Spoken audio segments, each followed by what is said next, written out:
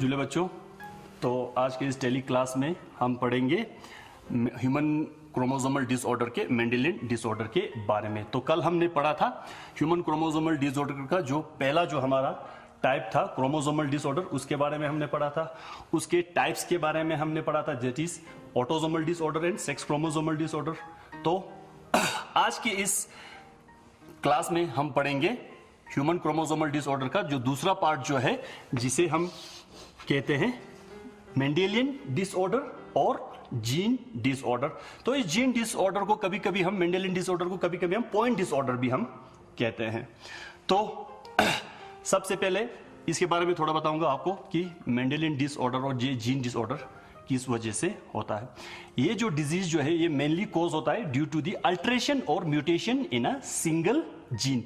अगर किसी इंडिविजुअल के क्रोमोसोम के ऊपर जो जीन बीडिट होते हैं, अगर उस सिंगल जीन में चेंजेस हो जाए या उसमें म्यूटेशन हो जाए जिसके वजह से वो अपना नॉर्मल फंक्शनिंग करना छोड़ दे, तो उस वजह से अगर कोई एबनॉर्मलिटी एराइज होती है और डिसऑर्डर एराइज होता है, तो वो सारा आता है हमारा इस जीन डिसऑर्डर और मेंडेलियन डिसऑर्डर के अंडर।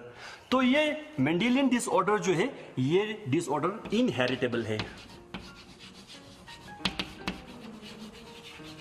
इनहेरिटेबल, इसको हम इनहेरिटेबल इसलिए कहते हैं क्योंकि अगर हम किसी डिफेक्टिव इंडिविजुअल की फैमिली को हम अगर ट्रेस करें पेडिग्री एनालिसिस के थ्रू, तो उससे हम ये बता पाएंगे कि ये जो डिफेक्ट जो है वो नेक्स्ट जनरेशन में कैसे पास ऑन होगा। इसीलिए हम इन डिजीज को इनहेरिटेबल कहते हैं। तो टाइप पे अगर हम जाए तो मेंडेलियन डिसऑर्डर जो है और ये जीन डिसऑर्डर जो है ये मेनली टू टाइप के होते हैं। First is the gene disorder in autosomes and second is the gene disorder in sex chromosomes. तो पहले आते हैं जीन डिसऑर्डर इन ऑटोसोम्स में। यानी जीन डिसऑर्डर इन ऑटोसोम वो डिसऑर्डर है जहां पे जो जीन जो होगा वो ऑटोसोमल नंबर ऑफ क्रोमोसोम पे होगा, दैट इज 1 to 22 पेयर के। अगर किसी क्रोमोसोम के ऊपर जो जीन होगा, अगर उस जीन में म्यूटेशन हो जाए, अगर उससे कोई डिसऑर्डर एराइज हो, तो वो आएगा हमारा इस जीन डिसऑर्डर इन ऑटोसोम्स के अंदर। तो पहले हम करेंगे जीन म्यूटेशन इन ऑटोसोम्स में। तो जीन म्यूटेशन इन ऑटोसोम्स क्या है, यानी जीन डिसऑर्डर इन ऑटोसोम्स, यानी जीन म्यूटेशन इन ऑटोसोम वो डिसऑर्डर है जहां पे जो जीन जो हो म्यूटेट होगा वो होगा ऑटोसोमल नंबर ऑफ क्रोमोसोम पे, that is 1st to 22nd pair के ऊपर। अगर कोई जीन में म्यूटेशन हो जाए तो उस वजह से अगर कोई डिसऑर्डर एराइज होता है तो वो आएगा हमारा जीन डिसऑर्डर इन ऑटोसोम्स में। तो ये जीन डिसऑर्डर इन ऑटोसोम्स जो है फर्दर टू टाइप के हमें देखने को मिलता है। First is the dominant disorder and second is the recessive disorder. तो अगर हम पहले टाइप पे अगर हम जाए तो डोमिनेंट डिसऑर्डर में इसमें हमें further different type of diseases हमें देखने को मिलेगा, जैसे कि Huntington chorea, Alzheimer disease, hyper cholesterolemia, neurofibromatosis, achondroplasia, Marfan syndrome, एनिड्रिया एंड मायोटोनिक डिस्ट्रोफी। ये सारे जो डिसऑर्डर जो है ये सारे आएंगे हमारे डोमिनेंट डिसऑर्डर के अंदर, क्योंकि ये सारे जो डिसऑर्डर है ये सारे डिसऑर्डर रिलेटेड है डोमिनेंट जीन जो कि ऑटोसोमल क्रोमोसोम के ऊपर प्रेजेंट होंगे। उसी तरह सेकेंड टाइप में अगर हम देखें तो रिसेसिव डिसऑर्डर आएगा। रिसेसिव डिसऑर्डर में further different type of diseases हमें देखने को मिलेगा, जैसे कि phenylketonuria, alkaptonuria, albinism, sickle cell anaemia, thalassaemia, cystic fibrosis, Tay Sachs disease and the last is the Gaucher disease. ये सारे जो डिजीज जो है ये ऑटोसोमल जीन के रिसेसिव डिसऑर्डर के अंदर आएगा। ये था हमारा जीन डिसऑर्डर इन ऑटोसोम्स। तो नेक्स्ट जो हमारा है वो है gene disorder in sex chromosome. तो gene disorder in sex chromosome किसे कहेंगे? Gene disorder in sex chromosome हम कहेंगे अगर जो जीन जो म्यूटेट होगा वो अगर हमारे 23rd पेयर ऑफ क्रोमोसोम के ऊपर अगर प्रेजेंट होने वाला जो जीन में अगर कोई म्यूटेशन आ जाता है, या नहीं तो उसमें कोई अल्ट्रेशन आ जाता है जिसकी वजह से वो अपना नॉर्मलिंग फंक्शन करना छोड़ देता है, तो उससे जो डिजीज अराइज होगा और डिसऑर्डर अराइज होगा वो आएगा हमारा gene disorder in sex chromosome.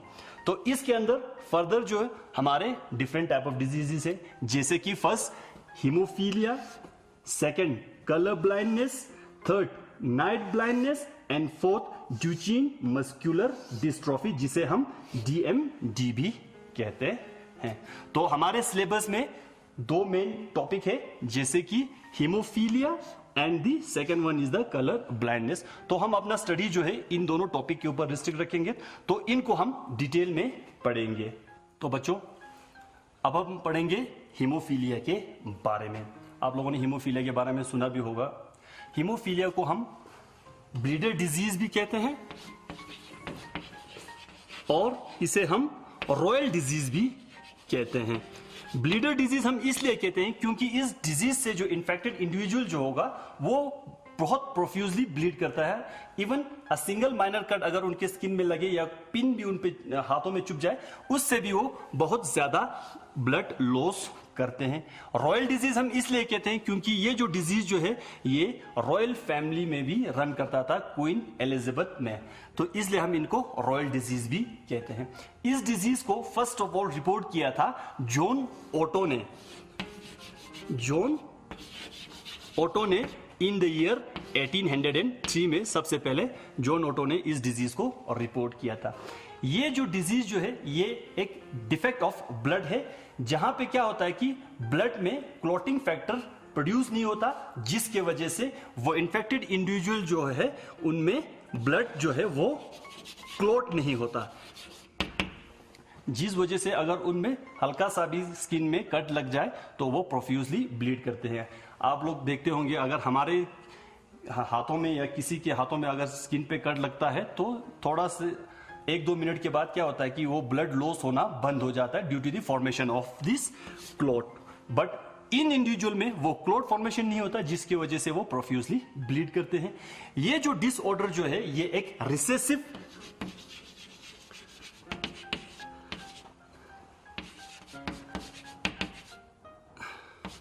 Sex link x chromosomal disorder है, यानी जो डिफेक्टिव जीन जो होगा वो रिसेसिव होगा और वो सेक्स क्रोमोसोम के एक्स क्रोमोसोम पे प्रेजेंट होगा।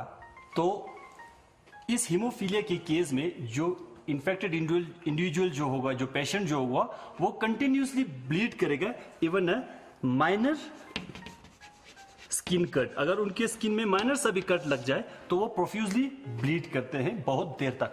अगर इनमें सीवियरिटी जो हीमोफीलिया का अगर सीवियरिटी ज्यादा हो, सीवियरिटी अगर बहुत ज्यादा हो तो क्या होगा कि वो पेशेंट इतना ज्यादा ब्लीड करेगा कि उसकी वजह से उसकी डेथ भी हो सकता है। तो अगर हम टाइप की बात करें तो हीमोफीलिया जो है हमें 3 डिफरेंट टाइप्स के हमें देखने को मिलता है। That is haemophilia type A, type B and type C. तो फर्स्ट ऑफ ऑल जो पहला हम टाइप ए के बारे में अगर हम बात करें तो हीमोफीलिया टाइप ए जो है वो होता है ड्यू टू द एब्सेंस और deficiency of anti haemophilic factor 8। अगर किसी इंडिविजुअल में एंटी हीमोफिलिक फैक्टर 8 जो है वो डिफिशिएंट होगा या कम होगा, तो उस वजह से क्या होगा कि वो इंडिविजुअल जो होगा वो अपने ब्लड को क्लॉट नहीं कर पाएगा, जिसकी वजह से वो ब्लीड करेगा। उसी तरह हीमोफीलिया टाइप बी की अगर हम बात करें तो हीमोफिलिक टाइप बी तब होगा जब किसी इंडिविजुअल में जो एंटी हीमोफिलिक फैक्टर 9 की डिफिशियंसी हो जाती है, तो उससे हमें ये टाइप बी ऑफ हीमोफीलिया देखने को मिलता है। उसी तरह अगर हम टाइप सी की बात करें तो टाइप सी वाले जो हीमोफीलिया है उनमें क्या होता है कि एंटी हीमोफिलिक फैक्टर 11 जो है वो एब्सेंट होने के वजह से ये डिजीज हमें देखने को मिलता है। तो इन टाइप में से सबसे जो कॉमनली हमें टाइप ऑफ हीमोफीलिया जो हम देखते हैं वो है टाइप ए हीमोफीलिया। तो अगर हम हीमोफीलिया की कॉजेस की अगर हम बात करें तो किस वजह से ये हीमोफीलिया होता है, तो it is cause due to the presence of a recessive sex link gene H present on the X chromosome. यानी कि अगर एक्स क्रोमोसोम के ऊपर अगर हमारे डिफेक्टिव जीन जो अगर H होगा, इस H जीन की वजह से क्या होगा कि हमें ये हीमोफीलिया डिसऑर्डर देखने को मिलेगा, क्योंकि जो ये H जीन है ये एक रिसेसिव जीन है जो हमेशा सेक्स क्रोमोसोम के X क्रोमोसोम के ऊपर प्रेजेंट होता है। अगर ये प्रेजेंट होगा तो वो इंडिविजुअल जो होगा वो हीमोफीलिया से सफरर होगा। इस टाइप ऑफ इंडिविजुअल में क्या होगा कि जो इंडिविजुअल जो होगा उनमें एंटी हीमोफिलिक फैक्टर जो है वो एब्सेंट होगा।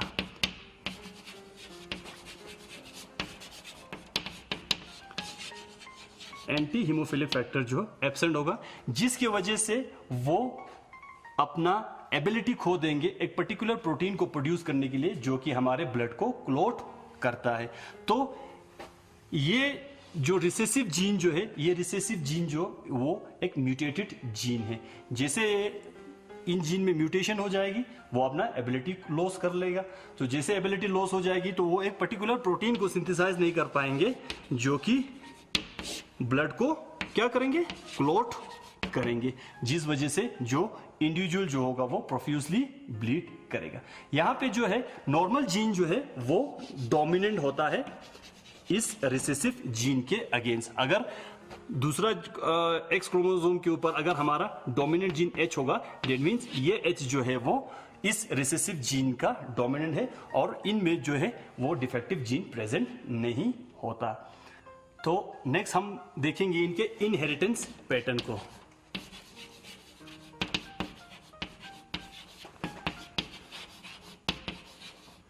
अगर हम इनहेरिटेंस पैटर्न की बात करें हीमोफीलिया की, जो हीमोफीलिया दिखाएगी Chris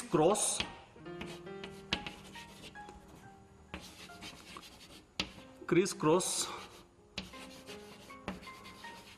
movement of pattern. That means जो डिफेक्ट जो होगा वो फैमिली में जब रन करेगी वो क्रिस क्रॉस मैनर में करेगी। दैट मीन्स फादर जो है वो अपना जो डिफेक्टिव जीन जो है वो डॉटर में पास करेगी,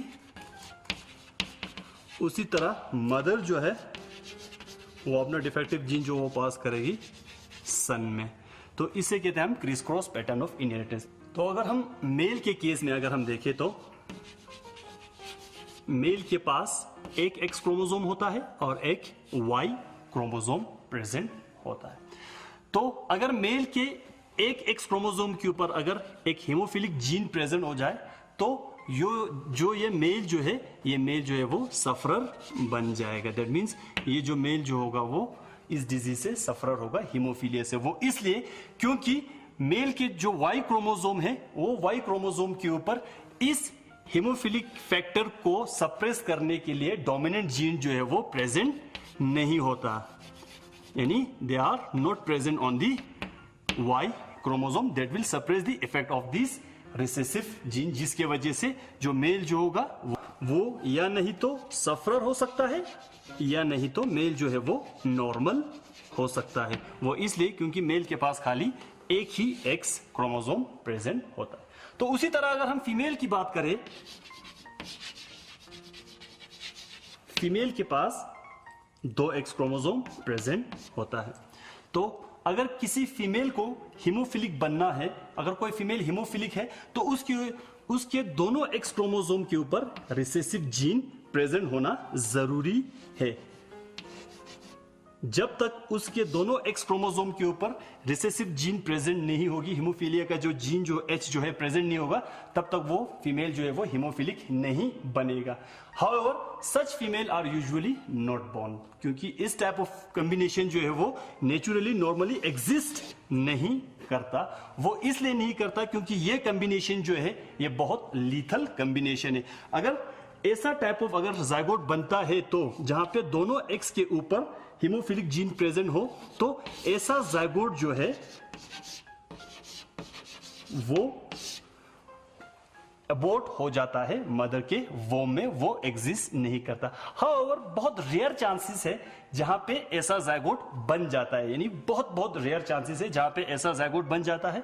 तो अगर ऐसा जाइगोट बनता है तो ऐसा जाइगोट अगर चाइल्ड बर्थ हो जाएगा, अगर ऐसा फीमेल अगर बर्थ हो जाता है तो ये जो फीमेल जैसे ही प्यूबर्टी पे पहुंचेगी, प्यूबर्टी स्टेज पे पहुंचेगी,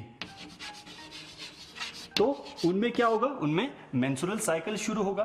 तो मेंस्ट्रुअल साइकिलिंग के टाइम पे वो मेंस्ट्रुअल फ्लो और ब्लड लॉस इतना ज्यादा होगा कि वो फीमेल जो है वो उनका डेथ हो जाता है due to the menstrual flow के वजह से। तो अगर फीमेल के खाली एक ही एक्स क्रोमोसोम के ऊपर अगर डिफेक्टिव जीन हो और दूसरा एक्स क्रोमोसोम जो हो वो नॉर्मल हो, अगर उसके ऊपर डोमिनेंट जीन आ जाए हो, तो ये जो रिसेसिव जीन जिसके ऊपर है वो अपने आप को एक्सप्रेस नहीं कर पाता, जिसकी वजह से ऐसा टाइप ऑफ फीमेल जो है वो फिनोटिपिकली नॉर्मल होगी। वो बाहर देखने से वो फीमेल जो है वो नॉर्मल होगा, उनमें हमारी तरह नॉर्मल इंडिविजुअल की तरह ब्लड क्लॉट होगा, बट वो क्या करेंगे, वो एक्ट करेंगे इस डिजीज को कैरी करने के लिए, वो एक्ट करेंगे as a carrier for this particular disorder, और ये अपने इस डिजीज और इस डिसऑर्डर को अपने नेक्स्ट जनरेशन में पास ऑन करेगी। इसीलिए अगर हम फीमेल की बात करें तो फीमेल जो है वो या नहीं तो कैरियर हो सकता है या नहीं तो फीमेल जो है वो नॉर्मल हो सकता है। फीमेल जो है वो सफरर नहीं होगा, क्योंकि फीमेल अगर सफरर कॉम्बिनेशन जो बनता है वो बहुत लीथल होता है, वो नेचुरली नेचर में एग्जिस्ट नहीं करता। नेक्स्ट हम देखेंगे कुछ क्रॉस करके हीमोफीलिया की इस डिसऑर्डर को, कि कैसे ये जो हीमोफीलिया का जो डिसऑर्डर है नेक्स्ट जनरेशन में पास ऑन होने के चांसेस होता है। जैसे कि यहाँ पे आप चार्ट पे अगर आप देखेंगे तो पहले हम करेंगे क्रॉस करेंगे एक नॉर्मल फीमेल को एक हीमोफिलिक मेल के साथ। जो नॉर्मल फीमेल जो होगी वो एक नॉर्मल ओवा प्रोड्यूस करेगी, उसी तरह जो है मेल जो है वो 2 टाइप ऑफ स्पर्म प्रोड्यूस करेगी, one with haemophilic and another with normal. जैसे यहाँ क्रॉस करेंगे तो हम देखेंगे कि यहाँ पे जो है मेल जो होगा वो 100% मेल जो है वो नॉर्मल होगा। उसी तरह अगर फीमेल पैदा होगी तो वो फीमेल जो होगी वो कैरियर पैदा होगी। उसी तरह दूसरे क्रॉस पे अगर हम देखें तो अगर हम एक किसी कैरियर फीमेल को एक नॉर्मल मेल के साथ अगर हम क्रॉस करेंगे तो उनमें क्या होगा कि 50% चांसेस है वो कैरियर फीमेल प्रोड्यूस करने की, 50% चांसेस वो नॉर्मल फीमेल प्रोड्यूस करने के लिए। उसी तरह अगर मेल में हम देखें तो 50% चांसेस है कि वो नॉर्मल मेल प्रोड्यूस करेगी और 50% चांसेस है वो हीमोफिलिक मेल प्रोड्यूस करने की। तो तीसरे क्रॉस पे अगर हम देखें तो अगर हम किसी कैरियर फीमेल को एक हीमोफिलिक मेल के साथ अगर हम क्रॉस करते हैं तो उनमें जो बच्चा पैदा होगा उनकी प्रोबेबिलिटी अगर हम देखें तो जो लड़की पैदा होगी, लड़की में से 50% लड़की जो होगी वो हीमोफिलिक होगी, वो नेचर में एग्जिस्ट नहीं करेगी, वो डाई हो जाएगी। उसी तरह 50% चांसेस है वो कैरियर फीमेल प्रोड्यूस करने की। और उसी तरह अगर मेल चाइल्ड वो बियर करते हैं तो मेल में 50% चांसेस है वो मेल जो होगा वो हीमोफिलिक होगा और 50% चांसेस जो है वो मेल जो वो होगा नॉर्मल पैदा होगा। नेक्स्ट हम पढ़ेंगे बच्चों कलर ब्लाइंडनेस के बारे में। आप लोगों ने पहले भी सुना होगा कलर ब्लाइंडनेस के बारे में। कलर ब्लाइंडनेस को हम red and green colour blindness भी कहते हैं, red and green colour blindness भी कहते हैं। यहाँ पे क्या होता है कि जो इस डिजीज से इन्फेक्टेड इंडिविजुअल जो होगा वो कलर को डिस्टिंग्विश नहीं कर पाएगा। कौन से कलर को? रेड एंड ग्रीन कलर को। आप सबको पता है हमारे आईज के अंदर रॉड सेल्स और कॉन सेल्स प्रेजेंट होते हैं। तो जो इंडिविजुअल इस डिजीज से इन्फेक्टेड होंगे उनमें ये रॉड सेल्स और कॉन सेल्स जो डिस्टिंग्विश नहीं कर पाते हैं रेड और ग्रीन कलर को, जिस वजह से जो इन्फेक्टेड इंडिविजुअल जो होगा उनको हम कलर ब्लाइंड कहते हैं।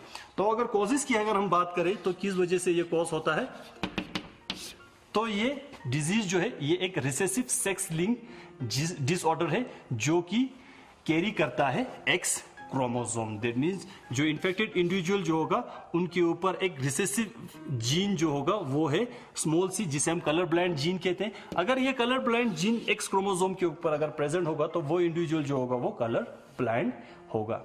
यहाँ पे क्या होगा कि इन्फेक्टेड इंडिविजुअल जो है वो रेड और ग्रीन कलर को डिस्टिंग्विश नहीं कर पाएगा, बट जो इंडिविजुअल जो होगा वो अपना एक नॉर्मल लाइफ स्पेंड कर सकता है जैसे हम लोग करते हैं।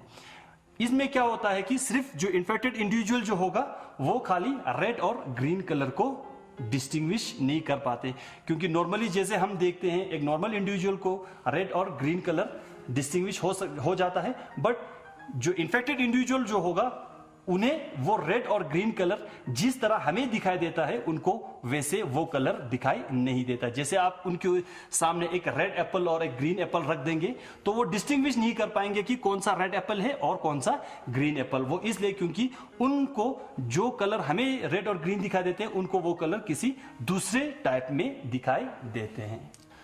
The gene for normal vision is dominant over colour blind gene, यानी जो नॉर्मल विजन का जो जीन जो होगा वो डोमिनेंट होगा और कलर ब्लाइंडनेस का जो जीन जो होगा वो रिसेसिव होगा। जैसे कि कैपिटल सी अगर इस एक्स क्रोमोसोम के ऊपर होगा तो ये डोमिनेंट जीन है और जो स्मॉल लेटर जो है वो रिसेसिव जीन है, यानी दोनों डिफेक्टिव जीन और नॉर्मल जीन जो है वो कैरी करेगा एक्स क्रोमोसोम। तो अगर हम इनहेरिटेंस पैटर्न की बात करें तो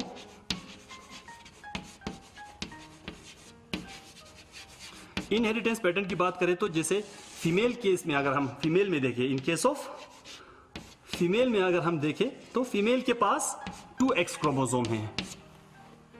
तो अगर किसी फीमेल के दोनों x क्रोमोसोम के ऊपर ये recessive colour blind gene present होगा तो वो फीमेल जो होगा वो कलर ब्लाइंड होगा।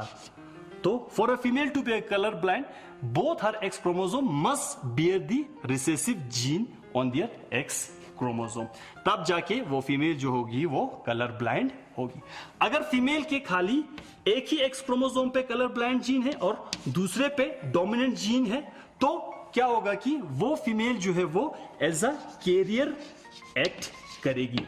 वो इसलिए क्योंकि जो ये डोमिनेंट जीन जो है वो अपने आप को एक्सप्रेस करेगा और जो ये रिसेसिव जीन जो है वो अपने आप को एक्सप्रेस नहीं कर पाएगा, वो बार बॉडी की तरह एक्ट करेगा।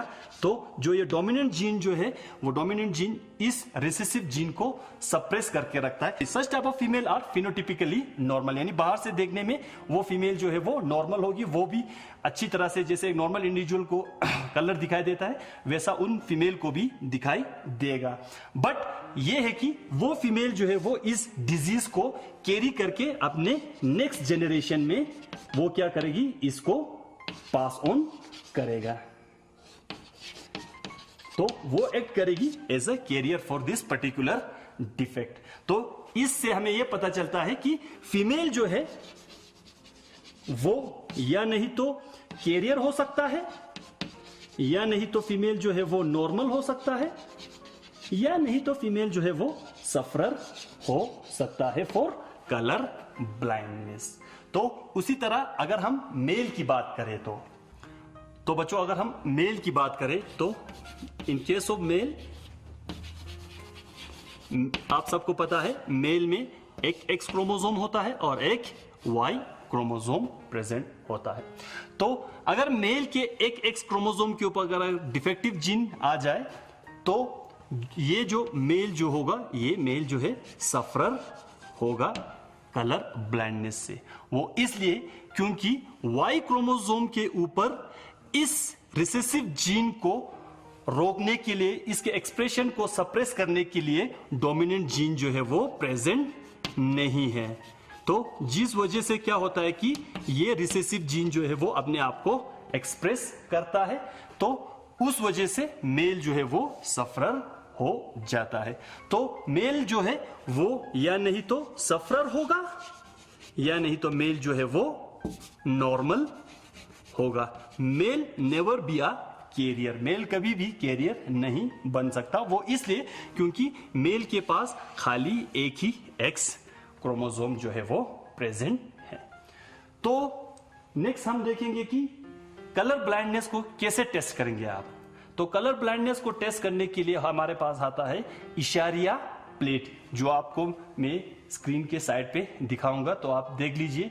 इस इशारिया प्लेट के थ्रू हम पता कर सकते हैं कि कोई इंडिविजुअल जो है वो कलर ब्लाइंड है या नहीं है। तो अगर कोई इंडिविजुअल इस इशारिया प्लेट को देख के इसमें से नंबर बता सकता है तो वो इंडिविजुअल जो है वो कलर ब्लाइंडनेस से सफरर नहीं है। अगर वो इस इशारिया प्लेट को देख के अगर उससे इसमें कोई नंबर अगर दिखाई नहीं देता है तो दैट मीन्स कि वो उनमें कलर ब्लाइंडनेस का डिफेक्ट प्रेजेंट है। तो जैसे भी आप लोग कभी भी गए होंगे किसी ऑप्थेल्मोलॉजिस्ट के पास अपना आई सेट चेक करने के लिए, तो आप लोगों को ये इशारा प्लेट दिखाया भी होगा, आपने देखा भी होगा, तो देख के आप बता सकेंगे कि आप लोग कलर ब्लाइंड है या नहीं है। तो जो इंडिविजुअल जो कलर ब्लाइंड होगा, उन इंडिविजुअल को कुछ प्रोफेशन चूज करने के लिए, प्रोफेशन चूज करने में दिक्कत हो सकता है। जैसे कि कोई कलर ब्लाइंड इंडिविजुअल जो होगा वो सर्जरी रिलेटेड काम नहीं कर सकता, उसी तरह वो पायलट के लिए भी एलिजिबल नहीं होगा क्योंकि वो क्या है, कलर ब्लाइंड है। उसी तरह इंडिविजुअल जो होगा जो कलर ब्लाइंडनेस से सफर होगा, उनको ड्राइविंग लाइसेंस लेने के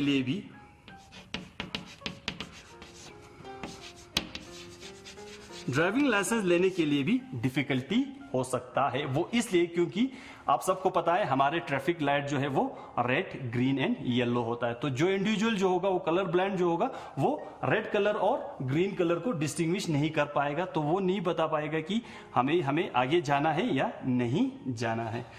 तो कलर ब्लाइंडनेस के कुछ क्रॉस अभी मैं आपको यहाँ पे चार्ट पे दिखाऊंगा, तो आप देख सकते हैं बच्चों की कलर ब्लाइंडनेस को कैसे ये कलर ब्लाइंडनेस जो है वो नेक्स्ट जनरेशन में इनहेरिटेड होता है। तो इस क्रॉस पे अगर हम देखें तो पहले हम करेंगे एक नॉर्मल फीमेल को एक कलर ब्लाइंड मेल के साथ क्रॉस करके। तो इनका जो क्रॉस होगा उनमें क्या होगा कि एक फीमेल जो है वो कैरियर होगी और दूसरा फीमेल जो होगा वो कैरियर होगा। उसी तरह मेल जो होगा वो मेल, दोनों मेल जो होगा वो नॉर्मल होगा। उसी तरह अगर हम एक कलर ब्लाइंड फीमेल को क्रॉस करेंगे अगर एक किसी नॉर्मल मेल के साथ, तो जो नेट जो उनका प्रोबेबिलिटी जो होगा, अगर फीमेल पैदा होती है तो फीमेल में 50% चांसेस जो है वो कैरियर पैदा होगी, उसी तरह 50% फीमेल जो होगी नॉर्मल होगा।